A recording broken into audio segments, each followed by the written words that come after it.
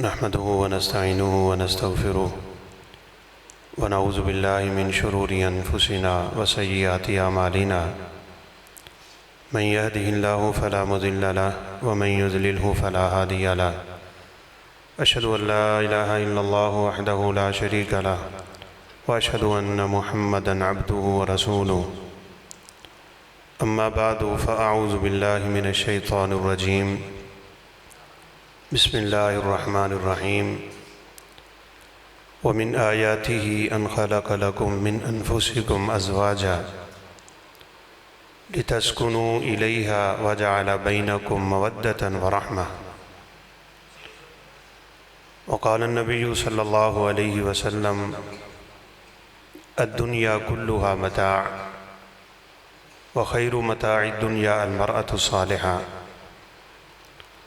رب اشرح لي صدري ويسر لي أمري واحلل عقدة من لساني يفقهوا قولي رب زدني علما سبحانك لا علم لنا إلا ما علمتنا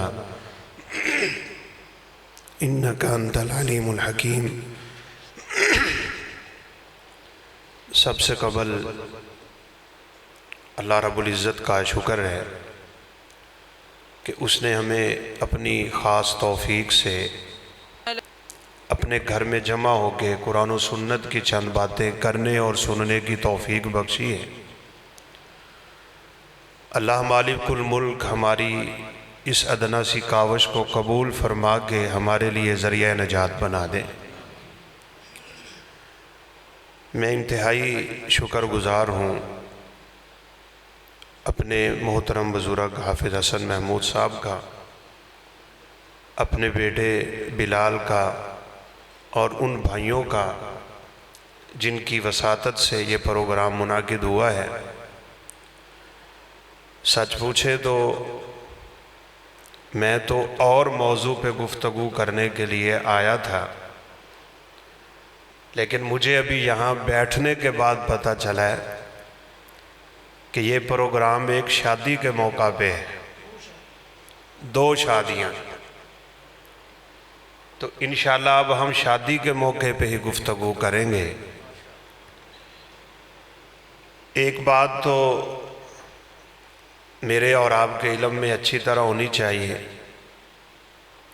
کہ یہ جو مجلسیں، یہ محفلیں اور یہ جو عظیم اور مبارک سلسلہ ہے، اس کو معمولی نہ سمجھا کریں، قریب قریب بیٹھا کریں، آگے آ جائیں سب بھائی، اور شوق سے بیٹھا کریں۔ اس کا فائدہ یہ ہوتا ہے کہ نبی کریم صلی اللہ علیہ وسلم کی ایک حدیث ہی بلکہ میں آپ کو سنا دیتا ہوں، اور یہ بات میں آپ کو پہلے ذکر کر دوں کہ میرے پاس جو وقت ہے وہ 50 منٹ، 11 بجے انشاءاللہ ہماری گفتگو ختم ہوگی، پھر انشاءاللہ سعید اللہ سعید صاحب کی تلاوت آپ سنیں گے، اور پھر ہماری جماعت کے نامور خطیب شاید ان کو سننے کے لیے آپ آئے ہیں، محترم بنیامین عابد صاحب انشاءاللہ گفتگو کریں گے۔ اللہ تعالیٰ اس محفل کو مبارک بنائے اور صدقہ جاریہ بنائے، میزان حسنات میں اضافے کا باعث بنائے۔ نبی کریم صلی اللہ علیہ وسلم گفتگو فرمانے لگے تو 3 اشخاص پیچھے دیوار کے ساتھ ٹیک لگا کے بیٹھے تھے۔ جوں ہی آپ گفتگو شروع کرنے لگے نا تو ایک جلدی سے اٹھا اور اوپر سے گھومتے گھومتے آپ کے قریب آ کے بیٹھ گیا، اور ایک تھوڑا سا آگے ہوا اور تیسرا واپس ہی چلا گیا۔ تو آپ صلی اللہ علیہ وسلم نے فرمایا پہلے تو ان تینوں کی خبر مجھ سے لے لو، یہ جو میرے قریب آیا ہے نا یہ اصل میں اللہ کے بھی قریب ہو گیا ہے اور رب کی جنت کے بھی قریب ہو گیا، اور وہ جتنا قریب ہوا ہے وہ اتنا قریب ہے، اور جو مڑ گیا ہے اس سے اللہ کی رحمت بھی دور ہو گئی۔ اس لیے یہ محفل بڑی عظیم ہوتی ہے۔ اس یقین کے ساتھ، اس ارادے کے ساتھ آپ نے اور میں نے بیٹھنا ہے کہ انشاءاللہ یہ مجلس ختم ہوگی تو اللہ ہمارے گناہوں کو معاف کر چکے ہوں گے۔ یہ اس کے پیغمبر کا وعدہ ہے۔ تو چلیں ہم آتے ہیں اپنے اصل موضوع پہ۔ ہمارے دو بھائیوں کی ماشاءاللہ شادی ہے۔ اللہ تعالیٰ اس شادی کو مبارک بنائے۔ ہو چکی ہے یا ہونی ہے؟ ہونی ہے ماشاءاللہ، بڑی اچھی بات ہے۔ دونوں بھائی تشریف فرمائے۔ ایک ہے، چلیں ماشاءاللہ، ہاں وہ تو آپ نے ملاقات کروا۔ ان کا فرمان ہے تنکح المرأة لأربع لمالها ولجمالها ولحسبها ولدینها فاظفر بذات الدین۔ چار چیزیں دیکھ کے لوگ اپنے بیٹے کی، اپنے بھائی کی عمومی طور پہ شادی کرتے ہیں۔ کون کون سی چار چیزیں؟ کچھ لوگ تو عورت کا حسن دیکھتے ہیں، کچھ لوگ عورت کا مال دیکھتے ہیں، کچھ لوگ عورت کا خاندان، حسب اور نسب دیکھتے ہیں، کچھ لوگ دین کو دیکھتے ہیں۔ آپ نے فرمایا فاظفر بذات الدین، تو نے دین والی عورت کو ترجیح دینا ہے۔ اگر ترجیحات ہماری دیندار عورتیں بنیں گی تو گھر دیندار ہو۔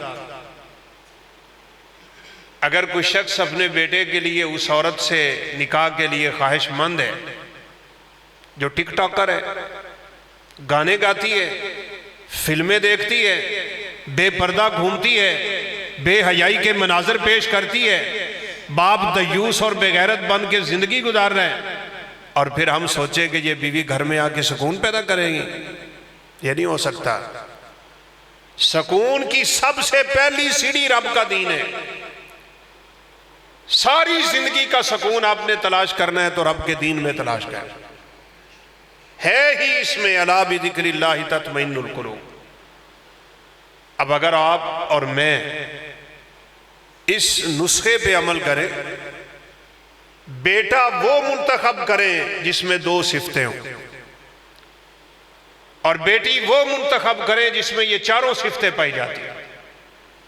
اگر چاروں ہو تو کمال ہے، مال بھی ہو، حسن بھی ہو، نسب بھی ہو، دین بھی ہو، تو اس کو تو کہتے ہیں سونے پہ سہاگا ہے۔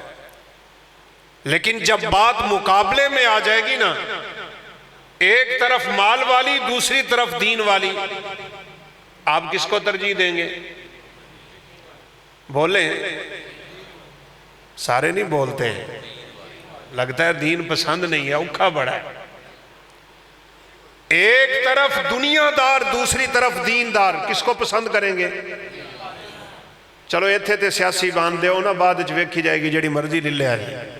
یہاں سے تو سبق یاد کر کے اٹھو۔ ایک حسن کی مالکہ، دوسری حسن سے کوری، لیکن رب کا دین اس کے اندر کوٹ کوٹ کے بھرا ہوا ہے، کس کو ترجیح دو گے؟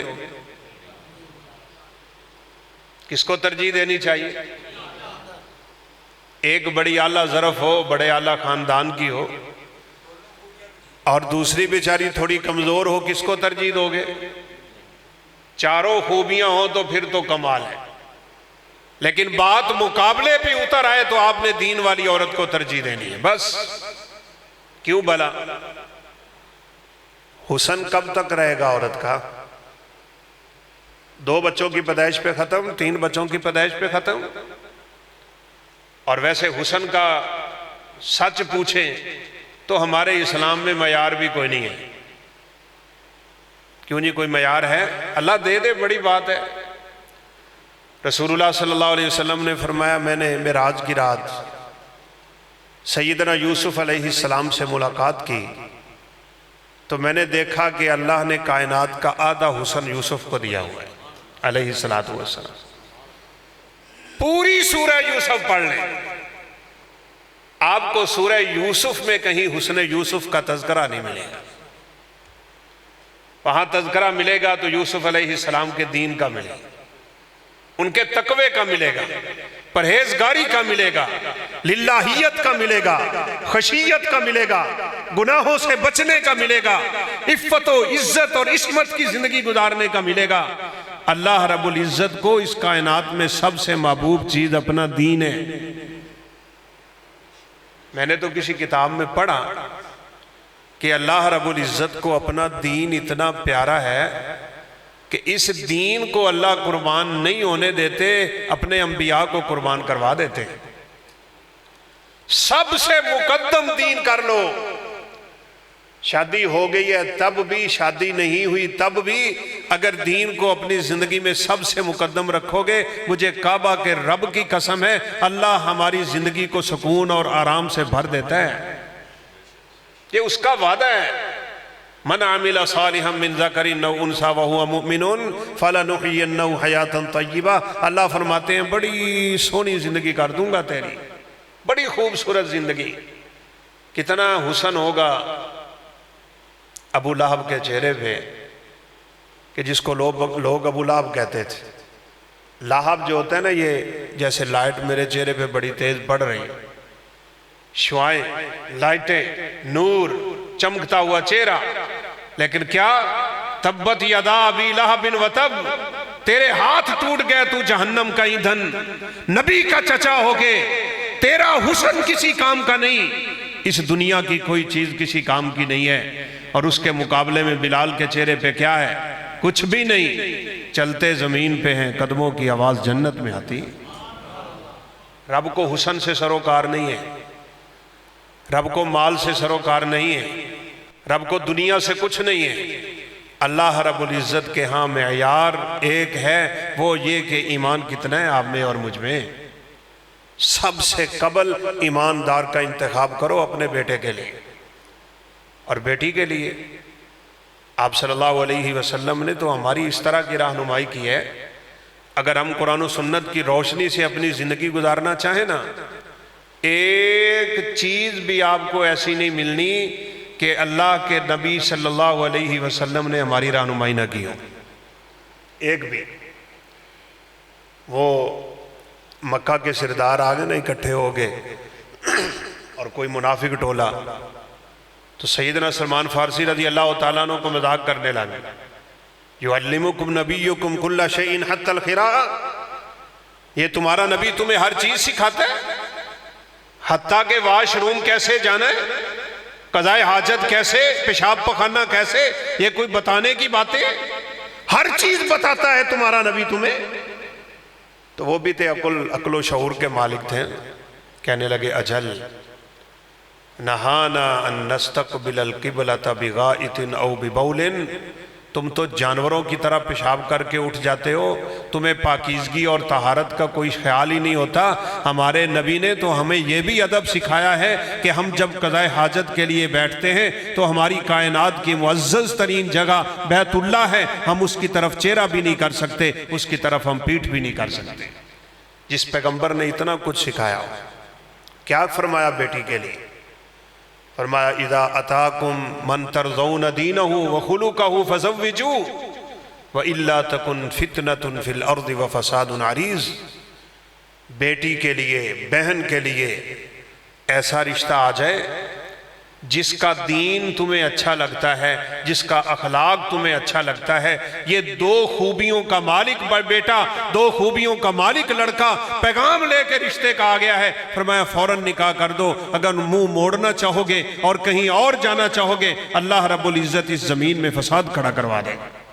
آج دیکھ لیں، فساد ہی فساد بچا ہوا ہے، لوگ دین کو ترجیح نہیں دیتے۔ اللہ اکبر۔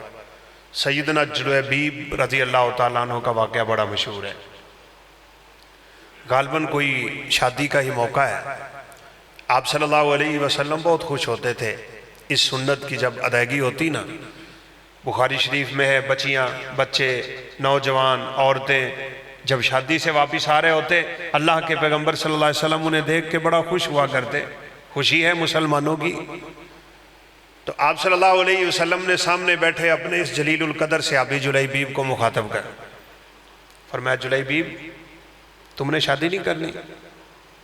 کہا اللہ کے حبیب مجھے کون دے گا؟ کالا کلوٹا سا میں ہوں، نہ کوئی جان ہے، نہ پہچان ہے، نہ مال ہے، نہ عصب ہے، نہ نسب ہے، نہ دنیا ہے، کچھ نہیں ہے میرے پاس، مجھے کون رشتہ دے گا؟ آپ نے فرمایا جاؤ میرے فلاں انصاری صحابی کے دروازے پہ دستک دو اور اسے پیغام دو کہ رسول اللہ صلی اللہ علیہ وسلم فرما رہے ہیں تم اپنی بیٹی کا نکاح میرے ساتھ کرنا۔ واقعہ دیکھے ذرا، اجنبی سا بندہ ہے، شاید غلامی کی زندگی سے نکل کے آئے ہو، بازاروں میں بکتے تھے، بکتے بکاتے آتے، کلمہ پڑھا مسلمان ہوئے، اور بات تو ہٹ کے ہوئی ہے نا، بس اسلام کی دولت جس کے سینے میں آ گئی اللہ رب العزت اس کا تذکرہ عرش پہ کر دے۔ کم من معروف مجہول فی السماء وَكَم مِّن مَجْهُولٍ مَعْرُوفٌ فِي السَّمَاءِ، کتنے لوگ ایسے ہیں کہ دنیا میں ان کے چرچے ہو رہے ہیں لیکن اس آسمان سے اوپر انہیں کوئی نہیں جانتا۔ کتنے لوگ دنیا میں ایسے ہیں دنیا میں کوئی نہیں جانتا، ان کا ذکر اللہ فرشتوں کے سامنے اپنے عرش پہ کرتا ہے۔ آؤ ادھر آؤ، زندگی سکون کی چاہیے، یہاں آ جاؤ۔ اب جلائی بیب گئے اور جا کے دروازے پہ دستک دے، باپ کہہ رہا ہے، کھڑے پیر پیغام دے دیا کہ اللہ کے حبیب نے مجھے بھیجا ہے صلی اللہ علیہ وسلم، تم اپنی بیٹی کا نکاح میرے ساتھ کرو گے، یہ اللہ کے حضور صلی اللہ علیہ وسلم کا پیغام۔ چلیں جی، یہ بھی آپ کے فائدے کے لیے بات ہے۔ کہا ٹھیک ہے آپ تشریف رکھیں، میں اپنے گھر والی سے مشورہ کرتا ہوں۔ اپنے مشوروں میں گھر والی کو بھی شریک کیا کرو، سارے فیصلے خود نہ کریں، حق ہے اس کا، وہ ماں ہے بیٹی کی، وہ ماں ہے بیٹے کی۔ بعض چودھری جو گھروں میں بنے ہوئے ہوتے ہیں نا، اس سے میں کیوں پوچھوں یہ کون ہوتی ہے، ایسے گھروں میں سکون نہیں آتا۔ ان بیویوں کو احترام دو، ان کو عزت دو، ان کو محبتیں دو، ان کو پیار دو، ان سے سکون کی زندگی گزارو، شریعت کے دائرے میں رہ کے گزارو۔ اللہ کے حبیب اس دنیا سے جا رہے ہیں، بار بار نصیحتیں کر رہے تھے، استوصوا بالنساء خیرا فإنہن خلقن من ضلع وإن أعوج شيء في الضلع أعلى۔ وہ لوگوں ان بیویوں کے ساتھ اچھا سلوک کرنا، اچھا سلوک کرنا۔ آج گھروں میں لڑائیاں، فساد، اختلاف، بے سکونی کی فضا، بچے خراب ہو گئے اور بچے ماں باپ کے بے ادب ہو گئے اور نافرمانی کی زندگی۔ کیوں؟ ہر ویلے تو میاں بیوی گھر میں لڑتے رہتے ہیں، وہ موبائل پہ بیٹھا ہے، وہ بھی موبائل پہ بیٹھی ہے، وہ بھی فلم دیکھ رہا ہے، وہ بھی فلم دیکھ رہا ہے۔ بچے کے کان سے 9 بجے پکڑ کے لاتے ہو مسجد میں، قاری صاحب منڈا میرا پڑھ دے ہی نہیں ہے، انہوں سمجھاؤ، تو نے فجر کی پڑھی، تو نے تلاوت کی، تیری گھر والی اٹھی۔ مجھے تو خدا کی قسم وہ حدیث یاد آ رہی ہے، اور میں عمومی طور پہ یہ تذکرے کرتا رہتا ہوں کہ اللہ ہمیں ان کاموں کی توفیق دے دے۔ وہ ایک حدیث ہے نا، نبی کریم صلی اللہ علیہ وسلم نے فرمایا، اللہ قیامت کے دن جس بندے کو نظر رحمت سے دیکھ ہی لے گا نا، اس پہ جہنم حرام ہو جائے گی۔ اللہ ہم سب کو دیکھے۔ کچھ خوش نصیب قیامت کے دن ایسے ہوں گے، دنیا میں بھی ایسے ہیں، بات نظر رحمت سے کہیں اوپر جاتی ہے، اللہ ان کو دیکھتا ہے تو مسکرا پڑتا ہے۔ ان کی کیا شان ہوگی اللہ کے سامنے۔ وہ ملتا ہے نا واقعہ، لو وقت تو قریب پہنچ بھی گیا، چلو میں اس واقعے کو چھوڑ دیتا ہوں۔ ابو طلحہ رضی اللہ تعالیٰ عنہ، آپ نے اشارہ کیا میرا مہمان ہے، ہمارے گھروں میں کچھ نہیں کھانے کے لیے۔ آپ نے اپنی ساری کی ساری بیویوں کے گھر پیغام بھیجا، ہر گھر سے جواب آ رہا ہے گھر میں کچھ نہیں ہے۔ آپ نے فرمایا ہے کوئی میرے مہمان کی مہمان نوازی کر دے۔ وہ سیدنا ابو طلحہ رضی اللہ عنہ جلدی سے کھڑے ہو گئے، بڑا مشہور واقعہ ہے بخاری شریف کا۔ گھر لے گئے، گھر والی سے پوچھا کہ کچھ کھانے کو ہے؟ اس نے کہا کہ ایک بندے کا کھانا ہے، بس آپ نے بھی کھانا ہے، میں نے بھی کھانا ہے، بچوں نے بھی کھانا ہے، بچے بھوکے ہیں، رو رہے ہیں، وہ آپ کا انتظار کر رہے ہیں، ہم آپ کا انتظار کر رہے تھے، کھانا ایک بندے کا ہے بس۔ فرمایا کہ پانی ہنڈیا میں ڈالو، چولہے پہ رکھو، اس میں بس کوئی ہلاتے رہو، بچے بلبلاتے بلبلاتے آخر کار ان کی آنکھ لگ ہی جائے گی نا، باقی ہم دونوں کا کیا کچھ نہیں. آج اللہ کے حبیب صلی اللہ علیہ وسلم کا مہمان ہے, ہمارے گھر سے سیر ہو کے جائے گا اور اللہ کے حبیب کے مہمان کو ہم خوش کریں گے, اللہ مالک الملک ہمارے اوپر رحمتوں کے دروازے کھول دے گا. چلو جی طے ہو گیا. اب عربوں کا دستور ہے, میزبان ساتھ نہ بیٹھے تو مہمان کھانا ہی نہیں کھاتا. ہر قوم کی اپنی عادات ہوتی ہیں.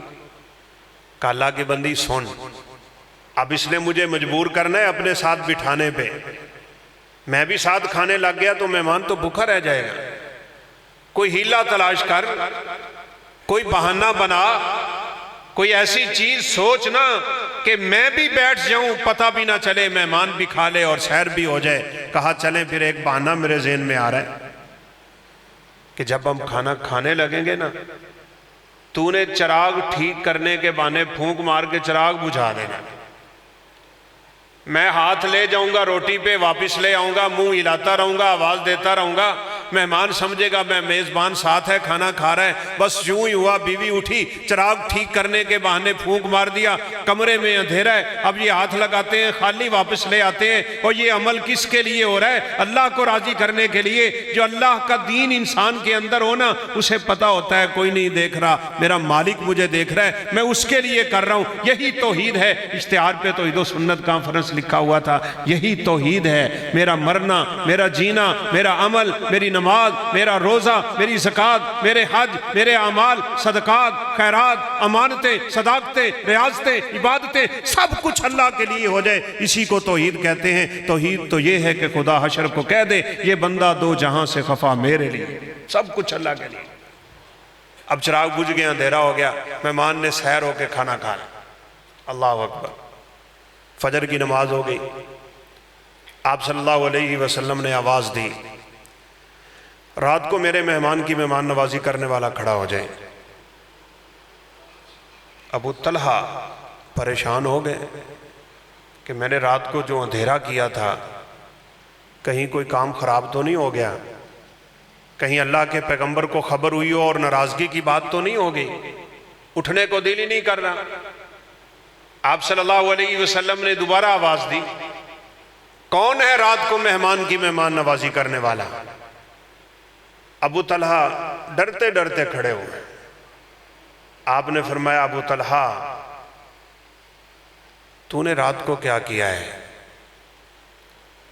کیا تجھے اس بات کا علم ہے رات کو تیری بیوی نے جو چراغ کو پھونک مار کے رب کو راضی کرنے کا طریقہ تلاش کیا تھا نا, قد عجب اللہ علی امرکما وضحک اللہ علی امرکما, ادھر تم نے چراغ بجھایا, ادھر رب مسکرا کے تمہیں دیکھنے لگ گیا تھا.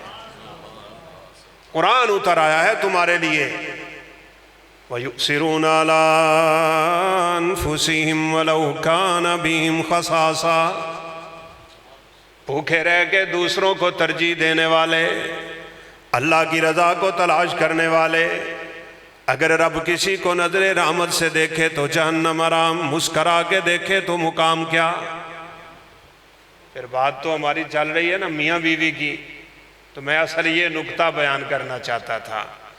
نبی کریم صلی اللہ علیہ وسلم نے فرمایا یہ فضیلت, یہ مقام, یہ مرتبہ, یہ سعادت, یہ خوشبختی, یہ بختاوری آپ بھی لے سکتے ہیں اور میں بھی لے سکتا ہوں. مجھے بھی دیکھ کے اللہ مسکرا پڑے گا, آپ کو دیکھ کے بھی اللہ مسکرا پڑے گا. کیوں جی, ایک عمل بتاؤں, کریں گے انشاءاللہ.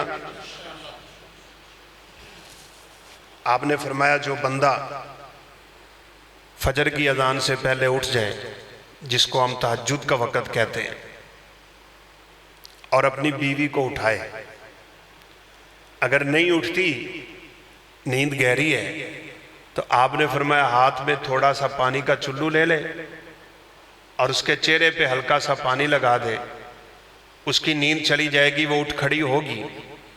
یا وہ اللہ کی بندی پہلے اٹھ گئی ہے تو اپنے خامند کو اٹھائے, وہ نہیں اٹھا تو وہ یہ کام کرے, اپنے ہاتھ میں تھوڑا سا پانی لے کے اس کے چہرے پہ لگا دے.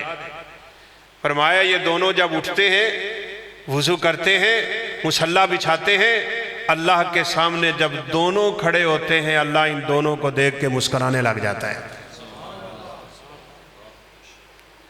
ویسے نئی نئی شادی ہو, سردی کا موسم ہو, خوبصورت بیوی ہو، نرم گرم بستر ہو، پانی ٹھنڈا ہو، اللہ سے نہ دے اور کی کرے؟ اتنی خواہش قربان کرنے کا فن ہے میرے اس بندے میں، سب کچھ چھوڑ کے ساری دنیا سوئی ہوئی ہوتی ہے اور یہ کھڑا ہے مجھے راضی کرنے کے لیے۔ اللہ راضی نہ ہو تو اور کیا ہو، اللہ اور کن پہ راضی ہوگا؟ ينزل ربنا كل ليلة إلى السماء الدنيا حين يبقى ثلث الليل۔ عادت بنا، طریقہ بنا، رات کے پچھلے پیر اٹھ چاہے 2 رکعتیں پڑھ لے، اللہ کو راضی کر۔ اللہ آسمان دنیا پہ اعلان کر رہے ہیں حل من مستغفر استغفر اللہ، اور مجھ سے آؤ نا اپنے گناہوں کی بخشش طلب کر، میں تیرے سارے گناہوں کو معاف کر دوں گا۔ اس وقت ہم سوئے ہوئے، فرمایا کوئی ہے رزق تلاش کرنے والا؟ بے روزگاری کے رونے روتے ہیں لوگ، جب رزق دینے والا رزق دینے آیا ہے، یہ سویا ہوا ہے بیچارہ، اٹھ جاؤ، اللہ کو راضی کر لو، تو گھر سکون کا گہوارہ ایسے ہی بنے گا۔ تو آج آپ جا کے کریں گے ویسے یہ کام؟ میرے ساتھ آپ نے وعدہ کر لیا ہے۔ وہ بیوی نے منہ تے چھٹا مارو تو کہے اج خیر ہے تینوں کی ہو گیا، کیڑے مولوی دے ہتھے چڑھ گئے ہیں؟ آج آپ کوشش بھی کریں، ارادہ بھی کریں کہ آج رات ہم نے انشاءاللہ وہ عمل کرنا ہے کہ میرا رب مجھے دیکھ کے مسکرا پڑے انشاءاللہ۔ بیوی کے لیے ایسا بچہ منتخب کرو جو دیندار ہو، اخلاق والا ہو۔ من ترضون دینہ وخلقہ فزوجوہ۔ اب یہ جلیبیب کھڑے ہیں، باپ بیٹی کا اپنی بیوی سے مشورہ کر رہا ہے کہ دروازے پہ جلیبیب ہیں اور اللہ کے حبیب کا پیغام ہے کہ ہم اپنی بیٹی کا نکاح اس سے کریں۔ عورتیں عورتیں ہوتی ہیں، مرد مرد ہوتے ہیں۔ اور بات یہ بھی آپ لکھ کے لے جائیں اپنے سینے پہ، اپنے گھروں کی سرداری عورتوں کو مت دیں، تباہ ہو جائیں۔ یہ اللہ رب العزت نے ہمارے مردوں کے ہاتھ میں رکھا ہوا ہے۔ جس گھر کے فیصلے عورتیں کرتی ہیں وہ گھر تباہ ہوتے ہیں۔ فیصلے خود کرو، ہاں مشورہ اس سے کرو، مشورے میں شریک کرو، اور ان کو بھی چاہیے خیر کے مشوروں میں شریک ہوں، لیکن اپنے خامدوں پہ چڑھ دوڑنے کی عادت ان میں نہ ہونی چاہیے۔ لیکن یہ چڑھی، کہتی جلیبیب میری بیٹی کا رشتہ لینے، میں نے بڑے بڑے مدینے کے سردار ٹھکرا دیے، حسن و جمال کی ملکہ، پڑھی لکھی حسب نسب والی، ساری صفات کی مالکہ، اور وہ کالے رنگ کا مالک آیا میری بیٹی کا رشتہ لینے کے لیے؟ یہ نہیں ہو سکتا۔ اللہ اکبر۔ بیٹی پردے کے پیچھے ساری باتیں سن رہی ہے، پتہ کیا کہنے لگی؟ ماں خیر ہے تجھے، یہ مت دیکھ دروازے پہ کون آیا ہے، یہ دیکھ بھیجنے والا کون ہے۔ کر میرا نکاح جلیبیب سے، قیامت کا دن ہوگا، جنت کا ماحول ہوگا، جنتی عورتیں ہوگی، ہر ایک اپنی اپنی بات کر رہی ہوگی۔ میرا نکاح میرے باپ نے کروایا، وہ کہے گی چچا نے، کوئی کہے گی بھائی نے، کوئی کہے گی رشتہ دار نے، میں بڑے فخر سے کھڑی ہو کے کہوں گی میرا نکاح کائنات کے سردار نے کروایا تھا۔ اور پھر یہ نکاح ہوا۔ آج کی عورتوں میں یہ جذبے پیدا ہو جائے نا کہ ہم نے یہ دنیا داروں کو نہیں دین داروں کو ترجیح دینی ہے، ماحول بدل جائے گا۔ یہی جلیبیب اللہ کے فضل سے اتنے مالدار ہوئے، اتنے صاحب ثروت ہوئے، اتنی برکت ان کے گھر میں اللہ نے رکھی، مدینے کے بڑے بڑے سردار جلیبیب سے آ کے قرضے لیا کرتے تھے۔ بیت اللہ کے صحن میں جلیبیب کے دسترخوان لگ گئے، کھانے چلتے تھے۔ مت سمجھو کہ بچہ دین پڑھا ہوا ہے تو میری بیٹی بھوکھی مر جائے گی، نہیں، اللہ رب العزت نے جو لکھا ہے وہ مل کے رہتا ہے۔ تو یہ میں نے آپ کو پہلا اصول دیا ہے، اگر گہوارہ امن کا، سکون کا ہمارا گھر آپ بنانا چاہتے ہیں نا تو یہ کام کریں۔ دوسرا اہم پوائنٹ، اپنی شادیاں سادہ بناؤ، اپنی شادیوں کو سادہ رکھو، خرچے کم کرو۔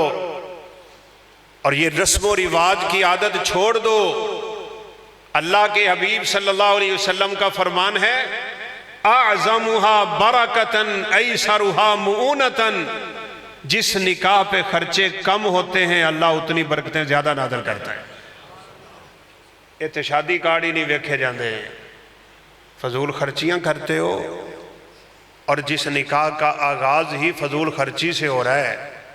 ان المبذرین کانوا اخوان الشیاطین، یہ فضول خرچی کرنے والے شیطان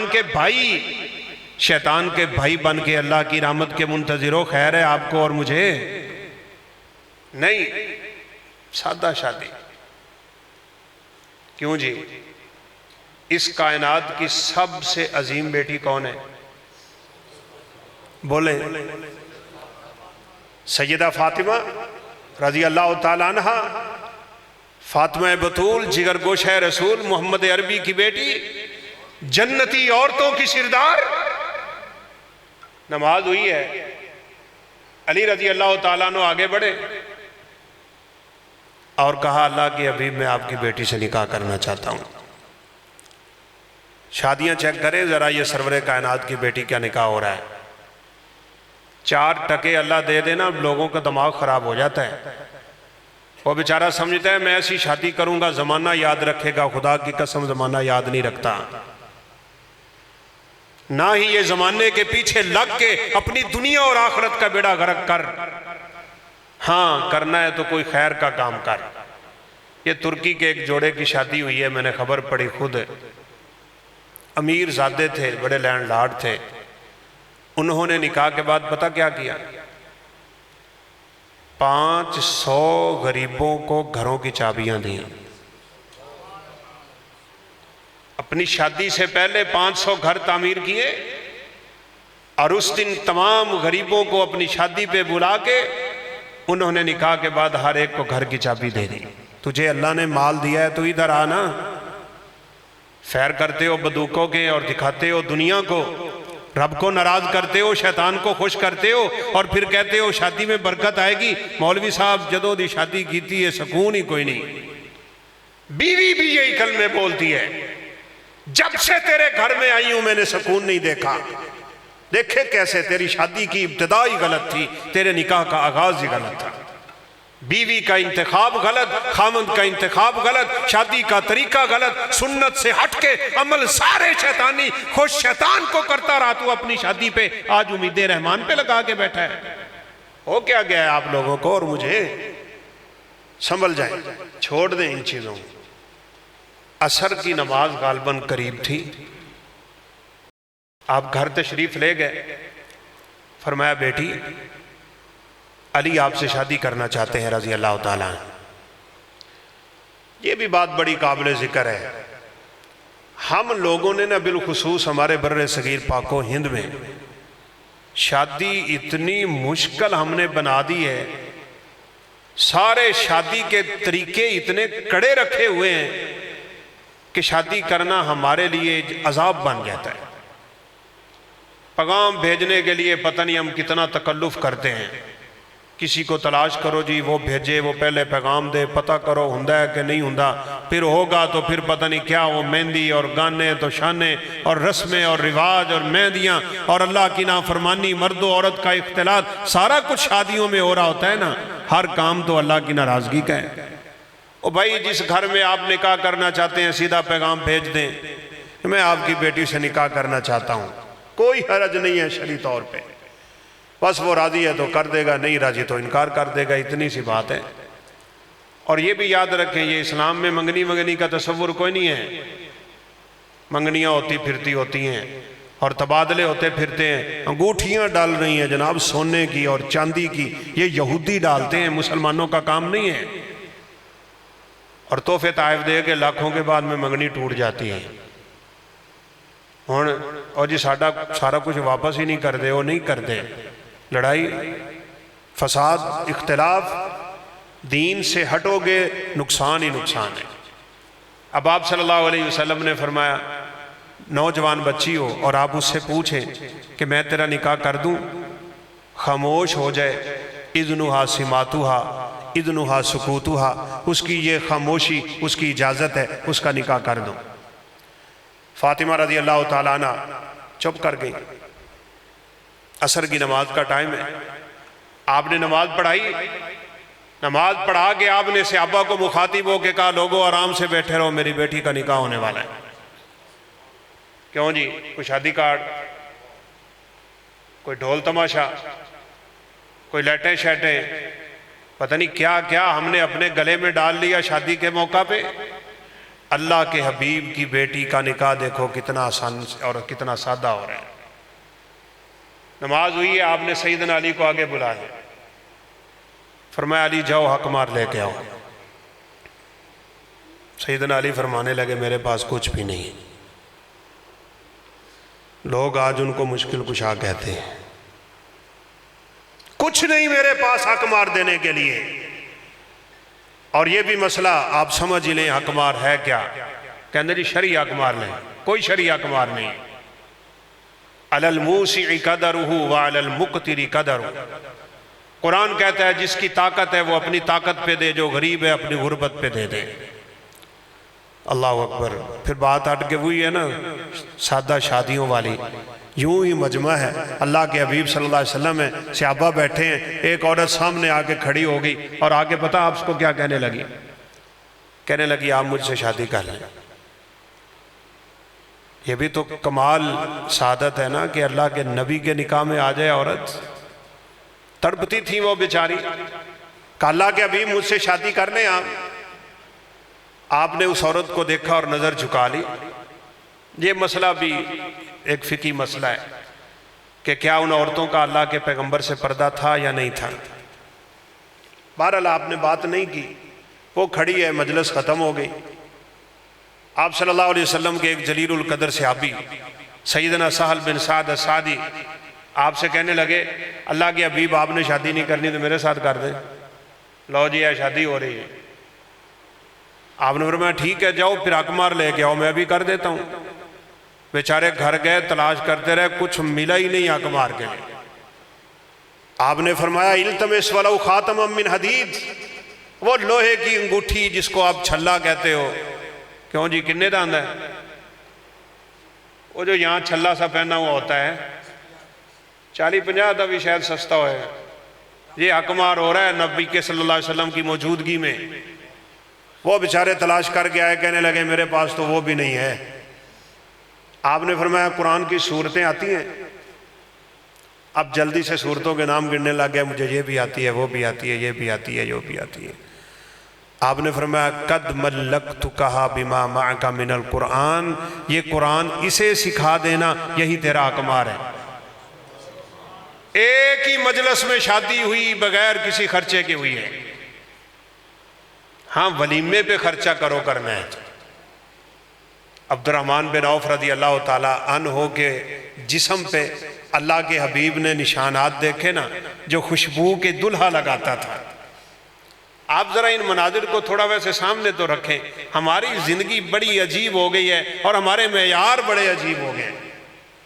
عبد الرحمن بن عوف مکہ سے نکلے ہجرت کرنے کے لیے، بیوی ساتھ ہے، بچہ ساتھ ہے، ایک پیسوں کی تھیلی اپنے پاس تھی اور سب کچھ چھوڑ چھڑا کے نکل رہے تھے کہ بیوی کے گھر والے آ گئے، کہا جانا ہے نا، یہ ہماری عورت ہے، ہماری بہن بیٹی ہے، اس کو تم ساتھ لے کے نہیں جا سکتے۔ انہوں نے کہا لے جاؤ بھائی، نہیں آپ بھیجنا چاہتے۔ بیوی کو پکڑ، اب بیٹے کو سینے سے لگایا ہوا تھا، کہا یہ بھی تو اسی کے پیٹ سے پیدا ہوا ہے، اس کو بھی نہیں لے جا سکتے، اس کو بھی چھین لیا۔ اکیلے نکلنے لگے تو تلاشی لی اور جو جیب میں پیسے تھے کہا یہ بھی تو مکہ سے کمائے وہ نا، یہ بھی نہیں دیں گے، جاؤ بے سر و سامان۔ اللہ اکبر، کس حالت میں پہنچے ہوں گے؟ یہ 550 کلومیٹر کا سفر ہے۔ مسجد نبوی میں داخل ہوئے، پاؤں سے خون نکل رہا ہے، بھوک سے نڈھال ہے، پیاس لگی ہوئی ہے اور شدت اور بلا کی گرمی ہے۔ داخل ہوتے ہی سامنے اللہ کے حبیب صلی اللہ علیہ وسلم کے چہرے کا دیدار ہو، کھڑے ہو کے کہنے لگے اللہ کے حبیب بیوی لٹ گئی، گھر لٹ گیا، مال لٹ گیا، بچہ لٹ گیا، سب کچھ لٹا کے آیا ہوں۔ میرے حبیب نے فرمایا عبد الرحمن ایمان بچا کے آ گئے ہو، سب کچھ بچا کے آ گئے۔ ایمان ہی تو سب کچھ ہے۔ آپ نے پکڑا، سیدنا سعد بیٹھے تھے رضی اللہ تعالیٰ عنہ، مدینے کے سردار۔ فرمایا سعد یہ تیرا بھائی ہے، جاؤ اس کو اپنے گھر لے جا اور اس کا خیال رکھنا۔ یہ اخوت مدینہ بڑی مشہور ہے، کمال لوگ تھے۔ سعد رضی اللہ تعالیٰ عنہ نے کہا عبد الرحمن میرے 2 باغ ہیں، میں نے ایک تیرے نام کر دیا، میرے 2 گھر ہیں، میں نے ایک تیرے نام کر دیا، اور یہ قربانی کعبے کے رب کی قسم کوئی نہیں دے سکتا۔ کہا عبد الرحمن میری 2 بیویاں ہیں، پردے کے احکام نہیں نازل ہوئے، دیکھ لے تو دونوں کو، جو پسند آتی ہے اشارہ کر، میں طلاق دوں گا، وہ عدت گزار کے تجھ سے نکاح کر۔ قربانیاں ہوں تو اسلام کے لیے ہے نا۔ تبھی تو میرے پیغمبر نے فرمایا تھا، اللہ اکبر، آیت الایمان حب الانصار و آیت المنافق بغض الانصار۔ جس کے دل میں میرے مدینہ میں رہنے والے صحابہ انصار کی محبت بیٹھ جائے گی، اللہ اس کو ایمان کی دولت سے مالا مال کر دے۔ فرمایا ان سے بغض منافقوں کو رکھ۔ اب آگے وہ بھی تو صحابی ہیں نا، سیدھی سی بات ہے، ہمارے جیسے کوئی دنیا دار اور لالچی تھوڑے تھے۔ وہ کہنے لگے سعد بارک اللہ فی مالک و اہلک دلنی علی سوق، تیری بیوی تجھے مبارک، تیرا گھر تجھے مبارک، تیرا باغ تجھے مبارک، ایک کام کر مجھے بتا مدینے کا بازار کدھر ہے، میں محنت کر کے اپنے ہاتھ کھڑے کروں گا، اور میں اس طرح آپ سے کوئی چیز نہیں لینا چاہتا۔ بازار گئے اور پہلے دن پتہ کیا کیا؟ کلی بنے رہے، کلی، صحابی رسول، ہجرتیں کر کے آنے والا، اللہ کی نظر میں بڑا محبوب، لیکن عاجزی و انکساری کا عالم دیکھیں، لوگوں کا سامان سر پہ اٹھایا ہوا ہے۔ یہاں 4 ٹکے کسی کو ملتے ہیں ان دی بوتھی پرا ہو جاتی۔ ہم لوگوں سے اللہ ناراض نہ ہو تو اور کیا ہو۔ یہ تکبر اور انا اور ضد اور یہ اپنے آپ کو بڑا سمجھنا اور بڑا کہنا، یہ خدا کی قسم رب کو اتنا ناراض کرتا ہے۔ اللہ فرماتے ہیں تو میری چادر کو ہاتھ ڈال رہا ہے، میری چادر، الکبر ردائی، یہ بڑا پن میری چادر ہے، کس کی چادر کو ہاتھ لگا رہا ہے تو؟ فرمایا تو نے یہ کام نہ چھوڑا، میں تجھے دنیا اور آخرت میں ذلیل کر کے رکھ دوں۔ کلی بنے، سامان اٹھایا، 4 ٹکے ملے، شام کو گھی خرید لیا، آگئے مسجد نبوی میں، راتیں عبادت میں گزر رہی ہیں اور دن مزدوری میں گزر۔ اگلے دن گھی بیچا، اللہ نے برکت دے دی، بھائی حلال کی روزی کماؤ گے، تھوڑی ہوگی برکت بڑی ہوگی، حرام کی کھاؤ گے کروڑوں میں ہوگے، روتے رہو گے، پوری ہی نہیں پہندی، کاری سب کی کریے، میری تے پوری ہی نہیں پہندی، تیری نہیں پہنی۔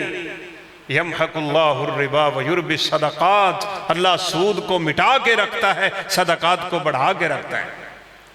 اگلے دن پنیر گھی خریدا، برکت، پیسہ آنے لگ گیا۔ اور بعد میں کروں، ویسے میرا تو ٹائم قریب آ گیا۔ اللہ کے حبیب نے جب رنگ دیکھا نا، وہ خوشبو والا جو دلہے لگاتے تھے، آپ نے تعجب سے پوچھا تزوجت، عبد الرحمن شادی کر لی؟ وہ کل کا منظر میرے حبیب کو یاد آیا ہوگا نا، جب مسجد نبوی میں لٹا پٹا عبد الرحمن داخل ہوا کہ پاؤں سے خون نکل رہا ہے۔ آج عبد الرحمن خوش پھرتے ہیں کہ شادی ہو گئی۔ ویسے آپ مجھے بتاؤں تو صحیح، اللہ کے حبیب کو شادی پہ بلایا ہے عبد الرحمن نے؟ کیوں جی؟ یہ جو برات پہ گاڑیاں بھر بھر کے جا دلہن کا کباڑا کرتے ہو، اس کا کوئی اسلام میں تصور ہے بھی بھلا؟ پتہ ہی نہیں اللہ کے حبیب کو اور آپ کے صحابہ کے نکاح ہو جاتے تھے۔ ساڑی بوتھی بن جاندی ہے، تو شادی کارڈ نہیں بھیجیا، میں نہیں بولنا چاچے نال ساری زندگی۔ گندے دماغوں کے مالک اور گندے دلوں کے لوگ یہ اللہ کی رحمت کے امیدوار نہیں بن سکتے۔ اب اللہ کے حبیب نے شادی کی دعا دے دی، اور یہ دعا یاد کریں نا، میں اپنے بھائیوں کو پہلے ہی دے دیتا ہوں، بارک اللہ لکا و بارک علیکا و جمع بینکما فی خیر، اللہ تجھے بھی برکت دے، تیری بیوی میں بھی برکت دے، اور تم دونوں کو جو اللہ اپنی رحمت اولاد دے گا، اللہ اس میں بھی برکتیں دے گا۔ عبد الرحمن کو کہا اولم ولو بشاتن بارک اللہ لک و بارک علیک و جمع بینکما فی خیر، عبد الرحمن اب ولیمہ کر، چاہے ایک ہی بکری کا کر، ہمیں ولیمہ کھلا، اللہ تجھے برکت دے۔ عبد الرحمن کہتے ہیں رضی اللہ تعالیٰ عنہ، اللہ کے حبیب نے مجھے برکت کی دعا کیا دی، میں نے اس کے بعد زمین سے اینٹ بھی اٹھائی تو نیچے سے سونا نکل آتا ہے۔ برکتیں چاہیے نا، آؤ اس زندگی میں اترو۔ آسان شادی، آسان نکاح، بالکل آسان۔ اب اللہ کے حبیب کی بیٹی کا نکاح بھی یوں ہی ہوا۔ جب سیدنا علی رضی اللہ عنہ کہنے لگے میرے پاس کچھ بھی نہیں ہے، آپ نے فرمایا وہ زرہ کدھر ہے جو تو جنگ کی حالت میں پہنتا تھا، جنگی قمیض؟ کہا اللہ کے حبیب وہ تو ہے میرے پاس۔ فرمایا جاؤ وہی لے آؤ، میں اسی کے بدلے اپنی بیٹی فاطمہ کا نکاح تجھ سے کر رہا ہوں۔ نکاح ہو۔ پھر اس جوڑے کے تذکرے آسمانوں پہ ہوتے تھے کہ نہیں ہوتے؟ اللہ کے حبیب ہر صبح ان دونوں کے گھر جایا کر، تہجد کے لیے پوچھتے تم نے تہجد پڑھی ہے؟ کبھی ہم نے اپنی بیٹیوں کی شادی کر کے ان سے پوچھا ہے تمہاری نماز کیسی ہے؟ تہجد پڑھتی ہو، قرآن پڑھتی ہو، ذکر کرتی ہو، بیٹوں کو سنبھالتی ہو، انہیں دین کی طرف راغب رکھتی ہو؟ ہمارے رویے ہی بدل گئے، ہمارے زاویے ہی بدل گئے، ہمارے معیار ہی بدل گئے۔ بچہ نماز کے لیے نہ اٹھے کوئی مسئلہ نہیں ہے، سکول نہیں جائے گا ہمارے سر کو درد شروع ہو جائے گی۔ انہیں قاری صاحب میں بڑی کوشش کرنی ہے، میرا منڈا اٹھتا ہی نہیں نماز ٹائم۔ اللہ کی بندی اٹھایا کر، نہیں اٹھتا، اٹھایا کر، نہیں اٹھتا۔ فرمایا اچھا ایک بات تو بتا، جس کمرے میں تیرا بیٹا سویا ہوا ہو اس کمرے کو آگ لگ جائے، اٹھائے گی؟ کہتی پھر تو میں اس کی ٹانگیں کھینچ کھینچ کے اٹھا لوں گی۔ کہا اب جہنم کی دہکتی ہوئی آگ میں جا رہا ہے، اب تجھے ہوش نہیں ہے؟ اب ہوش کر، اب سنبھل، اب سنبھال۔ تو بات آخر میں وہی ہے، اگر ہمیں برکتیں چاہیے نا، شادی سنت کے مطابق کرو، نکاح سنت کے مطابق کرو۔ اور آخری بات سن لیں، رسول اللہ صلی اللہ علیہ وسلم نکاح کے موقع پہ نا 3 آیتیں پڑھتے تھے۔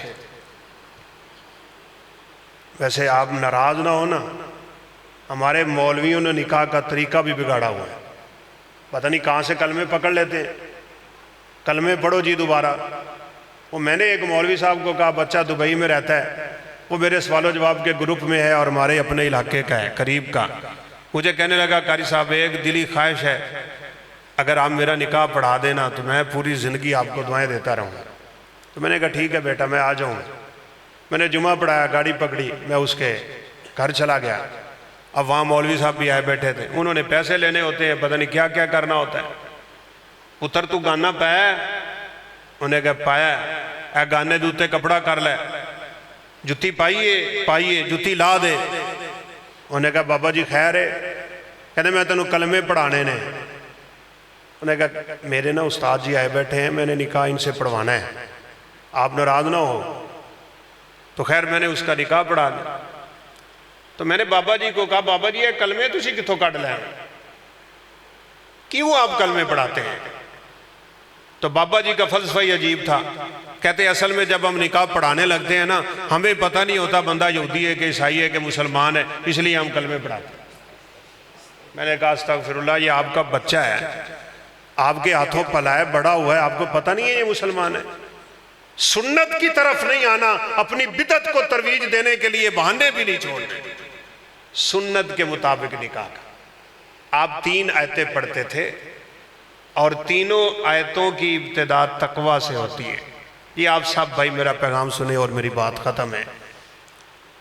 اگر میاں بیوی اپنی زندگی اللہ رب العزت سے ڈرتے ڈرتے گزاریں گے نا، تقوی کو سامنے رکھ کے، خوف خدا کو اور حکم الہی کو سامنے رکھ کے، نماز، روزہ، زکوٰۃ، حج، عبادتیں، ریاضتیں، تلاوتیں اور گھر میں سنتیں ادا کرنا، تلاوت کرنا۔ نبی صلی اللہ علیہ وسلم نے فرمایا گھروں کو قبرستان نہ بناؤ، یہاں تلاوت کیا کرو، یہاں آ کے نوافل پڑھا کرو، فرضی نماز گھر میں پڑھو، مسجد میں پڑھو، نفلی نماز جا کے گھر میں پڑھو، بچے دیکھیں ان کی عادات سیدھی ہوں، گھر میں اچھے اچھے کام کرو، انشاءاللہ اللہ رب العزت اپنی برکتوں اور رحمتوں کے ہمارے اوپر دروازے کھول دیں۔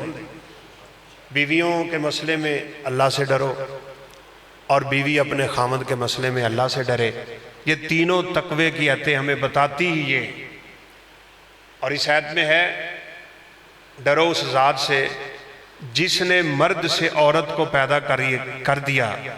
آدم علیہ السلام کی ٹیڑھی پسلی سے اماں جی ہوا نکلی ہے نا، میں ویسے شادی کے موقع پہ پوچھتا ہوتا ہوں کہ ہم میں سے کوئی بتا سکتا ہے کہ آدم علیہ السلام کا خاندان کون سا ہے؟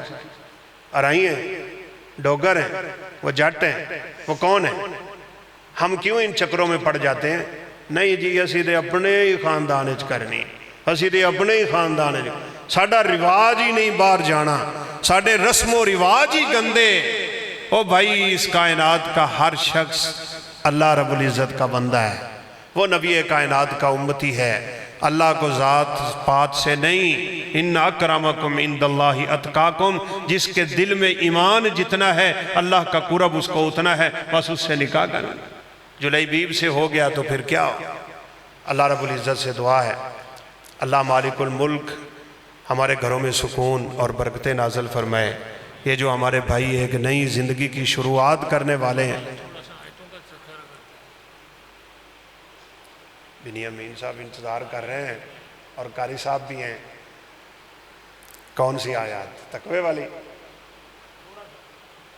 چلیں، بزرگوں کا اصرار ہے کہ جو آیتیں نبی کریم صلی اللہ علیہ وسلم پڑھتے تھے ان کا تھوڑا سا تذکرہ یہی ہے، بات تو ہم لمبی نہیں کرتے، آپ سے وعدہ بھی ہے۔ یا ایھا الناس اتقوا ربکم الذی خلقکم من نفس واحدہ فخلق منها زوجها وبث منہما رجالا کثیرا ونساء۔ ان آیات میں بات یہی سمجھ آ رہی ہے کہ اللہ رب العزت نے آدم علیہ السلام کی ٹیڑھی پسلی سے اماں حوا کو نکال دیا نا۔ یہاں بھی ایک بات نوٹ کریں، لکھ کے لے جائیں، عورت ٹیڑھی پسلی سے پیدا ہوئی ہے، اس کے اندر ٹیڑھ پن رب نے رکھا ہے، یہ 7-5 دن بیمار رہتی ہے، اس کو ان بیماری کے ایام کا سامنا کرنا پڑتا ہے، اسے بڑے بڑے زندگی کے مسائل کا سامنا کرنا پڑتا ہے۔ اللہ کے حبیب نے فرمایا اس کے اندر ٹیڑھ پن رہے گا ہی رہے گا، تم اس ہڈی کو جو ٹیڑھی ہے نا اس کو کبھی سیدھا کرنے کی کوشش نہ کرنا، وگرنہ یہ ہڈی ٹوٹ جائے گی، یہ سیدھی نہیں ہوگی۔ کسرہا طلاقہا، اور اس کا ٹوٹنا کیا ہے؟ طلاق ہو جائے۔ دنیا میں جب سے دنیا بنی ہے آدم علیہ السلام سے لے کے آج تک کوئی عورت ایسی نہیں جو 100% اپنے خامد کے لیے سیدھی ہو ہی نہیں سکتی۔ اس کے اندر کمزوری ہے، ٹیڑھ پن ہے، اللہ نے رکھا ہوا ہے۔ آپ نے فرمایا ان استمتعت بہا وبہا عوج، اس ٹیڑھ پن کے ہوتے ہوئے اس سے فائدہ اٹھاؤ جو اٹھانا ہے۔ کبھی غصہ آئے نا اور اس کی کوئی چیز بری لگے تو اس کی اچھی عادتیں یاد کیا کرو۔ ایک واقعہ مذکور ہے سیرت کی کتابوں میں، اگرچہ اس پہ بعد نے کلام بھی کی ہے۔ عمر فاروق رضی اللہ عنہ کا زمانہ ہے، ایک بیوی نے خامند کو کوئی 4 تیز کلمے بول دیے، اب وہ بھاگا سیدھا عمر فاروق رضی اللہ عنہ کو شکایت کرنے کے لیے کہ میں جا کے ذرا تیرے کان پکڑواتا ہوں نا۔ وہ کہتا ہے میں جا کے ہکا بکا ہی رہ گیا۔ سنیے کیسے؟ کہ امیر المومنین کے گھر میں گیا نا، ان کی بیوی ان سے لڑ رہی تھی اور امیر المومنین عمر فاروق چپ کر کے کھڑے سنی جا رہے ہیں۔ تسی کدی سنیا نے اپنی بیوی نے؟ ہندی کون ہے میرے سامنے گل کرن والی؟ وہ بیچارہ کھڑے پیری واپس۔ اگلے دن ملا نا تو اسی بات کا تذکرہ کیا کہ میں تو اس مقصد کے لیے آیا تھا، یہ کیا ہو گیا ہے؟ اللہ اکبر۔ سیدنا امیر المومنین عمر فاروق فرمانے لگے اللہ کے بندے، میری بیوی میرے لیے کیا کچھ برداشت نہیں کرتی، 9 مہینے پیٹ میں بچہ اٹھاتی ہے میرا، بڑی مشکل سے جنم دیتی ہے اسے، 2 سال اپنا خون دودھ پلاتی ہے، میری سردی گرمی کا لحاظ رکھتی ہے، میرے ہر آرام کا بندوبست کرتی ہے، میرے گھر کی صفائی بھی کرتی ہے، وہ روٹی بھی پکاتی ہے، میری سب کچھ میری بیوی میرے لیے مار مار کے پھونک آگ میں اور لکڑی میں اس کے آنسو گر رہے ہوتے ہیں، وہ میرے لیے اتنا کچھ برداشت کر جاتی ہے، میں اس کی 2 باتیں بھی برداشت نہیں کر سکتا۔ برداشت کرو نا۔ بلکہ ایک حدیث میں ہے نبی کریم صلی اللہ علیہ وسلم نے سیدہ عائشہ کو کہا تھا رضی اللہ تعالیٰ عنہ، فرمایا عائشہ جب تو مجھ سے ناراض ہوتی ہے نا مجھے پتہ چل جاتا ہے۔ کہا کیسے؟ کہا جب تو خوش ہو نا تو قسم اٹھاتی ہے ورب محمد صلی اللہ علیہ وسلم، مجھے محمد کے رب کی قسم، اور جب تو مجھ سے ناراض ہوتی ہے تو کہتی ہے ورب الکعبہ، کعبہ کے رب کی قسم۔ ساڑھا نام ہی نہیں لیندی پھر ہیں۔ اور بھائیو تیرے اندر جگر ہے نا تو اس میں بھی ہے۔ عورتیں تو نہیں سن رہی ہیں، سن دیاں پہیاں نے پھر تسی مار گئے، وہ بھی سن رہی ہیں۔ میں نے ایک دفعہ جمعہ پڑھایا کہ خامدوں کو میں نے مخاطب کیا نا کہ بیویوں پہ خامدوں کے کیا حقوق ہیں۔ صاحب ظاہر بات تو کروں تو لمبی بات ہے، وہ ایک ہی حدیث ہم سن لے تو سمجھ آ سکتی ہے۔ نبی کریم صلی اللہ علیہ وسلم نے ایک حدیث میں تو فرمایا کائنات میں اگر سجدہ جائز ہوتا اللہ کے علاوہ تو میں بیوی کو کہتا وہ اپنے خامد کو سجدہ کرے، اتنا مقام ہے۔ اور ایک حدیث میں آپ نے فرمایا اس کے پاؤں میں زخم ہونا اور وہ پیپ بھی اس کا چاٹے اور خون بھی چاٹ لے تو پھر بھی اس کا حق ادا نہیں کر سکتی۔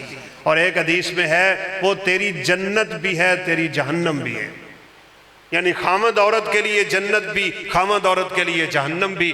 اس کی فرما برداری کرے گی تو جنت میں جائے گی، نافرمانی کرے گی تو جہنم میں جائے گی۔ خیر میں کوئی چار گلاں واہ واہ کی تھیاں نا تو مجھے کئی بندے کہنے لگے قاری صاحب ہوئے ہوئے ہوئے تسی پہلے دسیا ہوندا نا اسی بیویاں نو نال لے کے آنا سی، تو میں کہا تسی اگلی بار لے آیا جے۔ وہ سارے بڑے شوق نال لے کے آئے تو اگلا جمعہ میں نے رکھا ہوا تھا بیویوں کے خامدوں پہ حقوق کیا ہیں۔ کہندے ہون تسی سانو چنگا مروایا ہے، یہ پہلے ہی نہیں سر قابو آن دیاں، ہون تسی اور ساڑھے حقوق انہاں دے حقوق ساڑھے تے چڑھا چھڑے نے۔ تو بہرحال بھائیو یہ نبی کریم صلی اللہ علیہ وسلم کی سنت ہے۔ نبی کریم نے صلی اللہ علیہ وسلم نے فرمایا استوصوا بالنساء خیرا، بلکہ آپ جب دنیا سے جا رہے تھے تو 3 نصیحتیں کی تھی نا، یہ تینوں تو ہمیں یاد ہونی چاہیے نا۔ آپ نے فرمایا الصلاۃ الصلاۃ وما ملکت ایمانکم واتقوا النساء واتقوا النساء واتقوا النساء۔ وہ لوگوں نماز نہ چھوڑنا، اپنے غلاموں پہ زیادتیاں نہ کرنا، اور اپنی بیویوں کے مسئلے میں اپنے رب سے ڈرتے رہنا، ان کے اوپر تم نے ظلم نہیں کرنا۔ آپ نے فرمایا کائنات کا بہترین انسان وہ ہوتا ہے جو اپنی بیوی کے لیے بہترین ہوتا ہے۔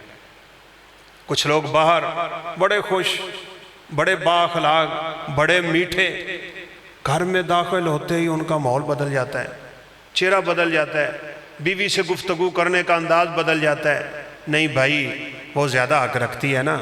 وہ ایک حدیث ہے آپ صلی اللہ علیہ وسلم نے 3 قسمیں اٹھائی تھیں، واللہ لا یؤمن بی، واللہ لا یؤمن بی، واللہ لا یؤمن بی، اللہ کی قسم اس بندے کا مجھ پہ ایمان ہی نہیں ہے، ایمان نہیں ہے، ایمان نہیں ہے۔ اللہ کے حبیب کون؟ آپ نے فرمایا جس کا ہمسایہ، جس کا پڑوسی اس کی تکلیفوں سے تنگ آ چکا ہے اور اس کی تکلیفوں سے محفوظ نہیں ہے۔ آپ مجھے بتائیں کہ کائنات میں سب سے بڑا پڑوسی کون ہے؟ کیوں جی؟ اس کائنات میں ہمارا سب سے بڑا پڑوسی کون ہے؟ بیوی۔ ہن ڈردے ڈردے کہندے نے بیوی